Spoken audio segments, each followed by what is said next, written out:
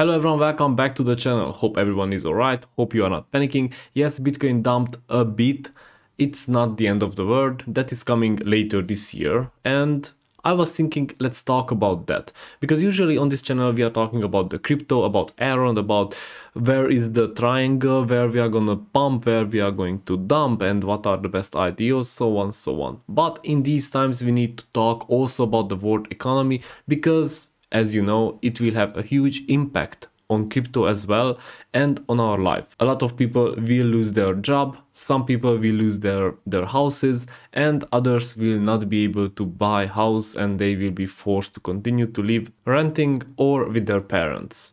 And I watched a very interesting video. By the way, if you didn't do it until now, press the subscribe button because I'm trying to educate people here, and that is a very nice feedback that my work is needed. So let's go and check what is happening. I watched this very interesting video with our favorite person from the crypto world. If somebody doesn't know, she is Miss Janet Yellen. She is the Secretary of the United States Treasury, and she's very anti-Bitcoin, anti-crypto. She's a bit old school, but we can understand that she's above 70 already, and she is sharing in this video a couple of ideas, what they are planning to do, what they want to do. Now, before we go into, I want to share with you a couple of things which are very important. Right now, the market is booming, it is going up, everything is hiking, and despite the fallback which we witnessed in the last couple of days, we are pretty much vertical. For that, I will go on the S&P 500 and I will just zoom out a bit so you just realize how vertical we went since the pandemic. I know that you heard this from me many times, but it does seem a bit of a bubble here, and we will see whether it is correcting or it has already corrected, or we will enter the deflationary period, which is called the bear market, and that is a longer one sometimes than Bitcoins. Now, before we go into that, I have something to share with you, and that is on this canvas. Usually the market is in a cycle. It's like a round cycle, and here is the bottom, here is the top. I'm not talking only about the stock market going up and down or the housing prices, so on, but that is a very good reference. I am talking about the whole economy. And it is very important to realize that in this cycle, everything is going down. This is the deflationary period. And here everything is going up. This is the inflationary period. Now we were in this period, as some say, and we need to wait and see what is happening. Because usually when here the market resides, there are some signs, some red flags which you need to pay attention to. So I will just make here like a red flag, couple of red flags. What are those red flags? Well, one is debt, and I know that you already saw the debt of the United States, but I'm not talking only about that. I'm also talking about the people who have a lot of debts and they are struggling paying it back. In the same time, the unemployment is low, so many people have jobs, but the GDP is not growing, meaning that even though people have jobs, the productivity is going down. That is a very bad sign. The state debt is increasing, but the GDP is dropping. Well, they need to tighten a bit the budgets, they tighten a bit the taxes, so on, so on. Therefore, I watched this very interesting video where Miss Yellen told us what they are trying to do. It was only a half sentence, which they didn't really put too much accent on, but it's very important.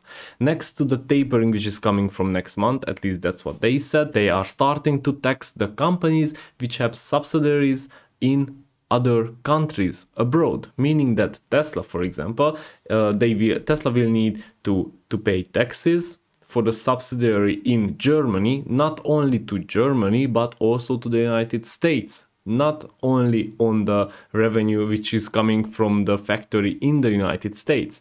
Now that will make a huge problem, and that could mean that some of the companies will leave the United States, and they will make sure that they don't have to double tax, because that doesn't mean that Germany will say, okay, if you need to pay tax to the United States from now on, then we will just, let it go. You don't have to pay taxes here. Obviously, they need to. Next one is the debt of the United States. As you can see, it surpassed the $30 trillion, and I just want to emphasize how this big is, because the US gross domestic product, which is the GDP, is $23 trillion. Now, with the GDP dropping and the debt increasing, it would be something like your salary is smaller and smaller every year, but your debt is increasing because you cannot pay your expenses from your salary and you need to take more and more debt. In the meantime, we discussed that the debt per household also increases, and for that I brought to you something from the EU, European. And I just wanted to show you here that the household debt ratio increased by 98.3% in 2021, third quarter of 2021. What that means? Everybody bought house? Well, unfortunately, I don't think so.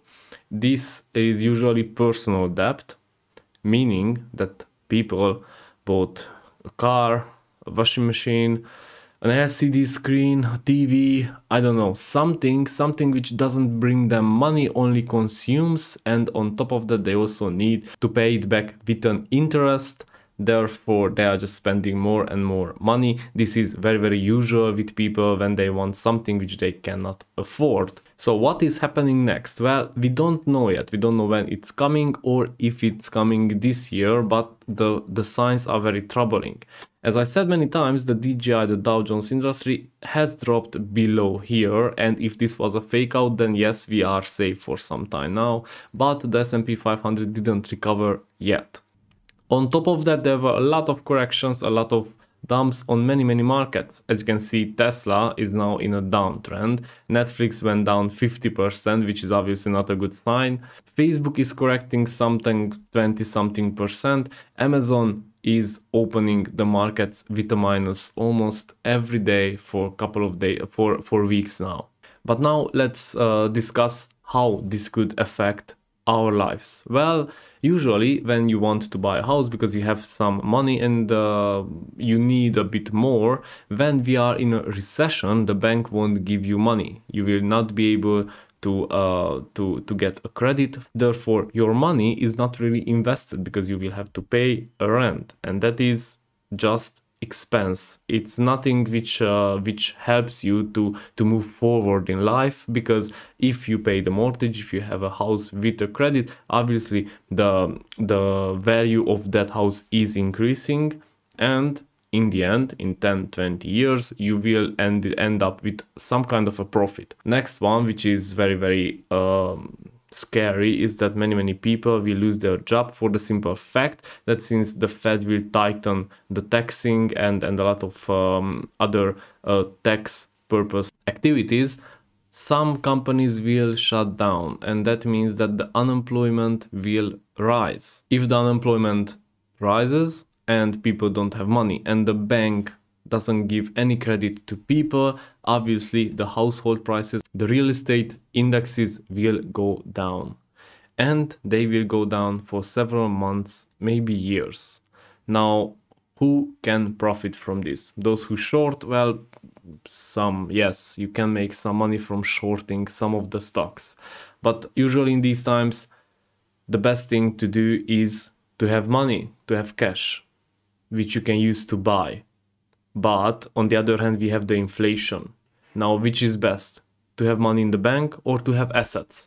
Because if you have assets but their price is going down for 5 years, then yeah, you can't really use them to feed the family. If you have cash and the inflation is 7% per year, yeah, well, you lose your value, the value of your cash in 10 years or 13, doesn't matter. I say the best to have both. And it's very important to diversify and to make sure that you don't invest more than you can afford, and to make sure that you don't have credits for stuff which you don't need.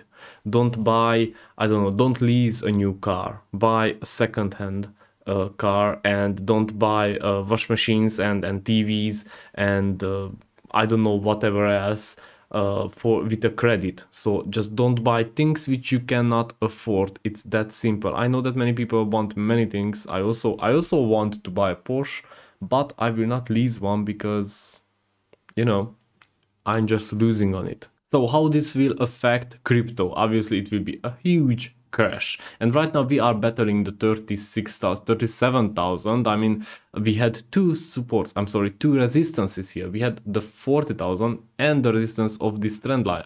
I just want to make sure that everyone understands that we are not out of this downward trend. This small pump was easily a correction to the downward trend, because obviously we are not going to drop in a vertical line or in a straight line. We will have some noise, and this could have been easily a noise, and we will just go further down to the 30,000.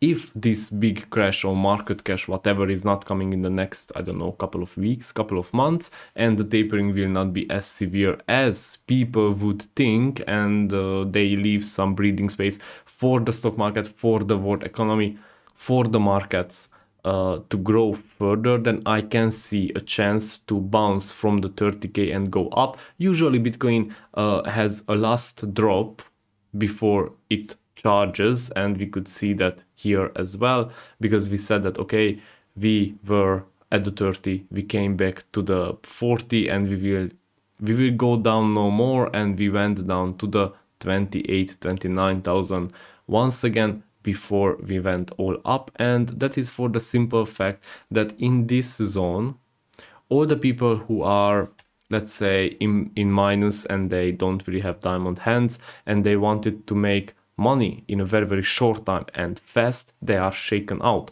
But those who have diamond hands and know when to buy, and obviously the big ones who are not really considered whether they are in a minus 10% for 2 months or not, and they know and they see that there is a way up for Bitcoin, crypto, or any other assets, they will buy up the dip, and it will help the price to go up, and then the FOMO starts again.